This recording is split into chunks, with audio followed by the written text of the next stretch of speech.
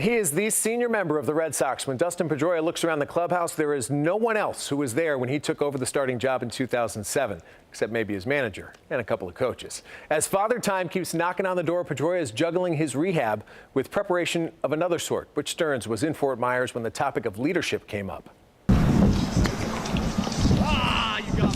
As Dustin Pedroia continues to physically work on his surgically repaired knee this spring, he's also been mentally working on getting ready for his 13th season in Boston. I love our chances. You know, every year our goal is to win the World Series. You know, our job right now is to prepare for that and create our own identity as a team. Hopefully, the identity of this year's Red Sox will start out more positive than last year's team, which seemed to get off on the wrong foot in a lost April weekend in Baltimore.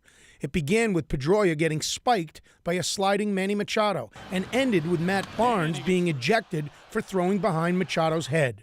And then Pedroia seemingly hanging Barnes out to dry by mouthing the words, "It's not me," to Machado. It's not me, it's them.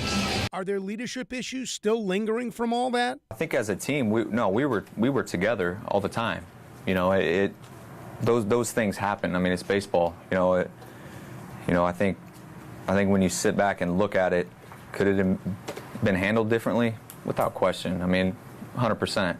But it's like everything in life, man. You learn from it, you move forward, you understand.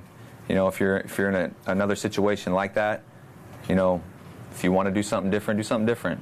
The Red Sox do need to do something different. Win in the playoffs. The Astros are moving on. And the best way to do that is for some of these young Sox to start taking leadership roles. Start making this their team. At least that's how Pedroia sees it and how he sees his role as the elder statesman.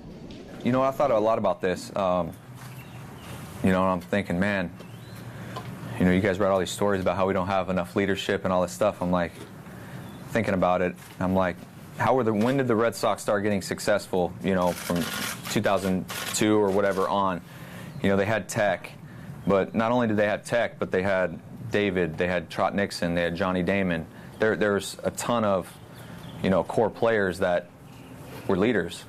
And then you look at the next championship they won, they had David, Tech, Mike Lowell, Alex, and then 13. There's multiple leaders. Our core group are guys that say we're young. I need them, and they need me. We all have to work together because it's not one leader, and everybody always says that. It's not one guy in baseball. It's me, it's Mookie, it's Bogey, it's Jackie, it's Benny. It's our team. I like that theory, Butch, but to me it comes down to this.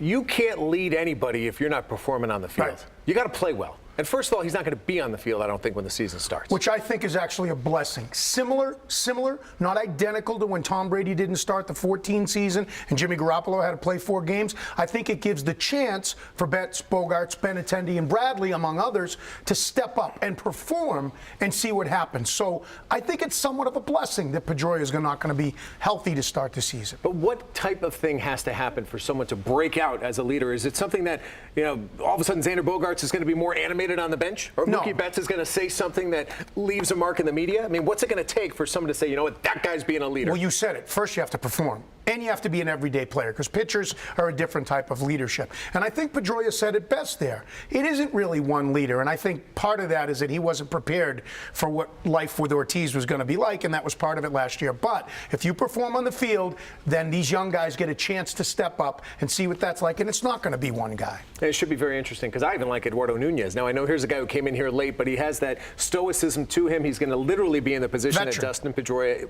is supposed to be in, and will likely take over probably middle of May, end of May, something like that. Right. It'll be fun to watch. All right. Thank you very much.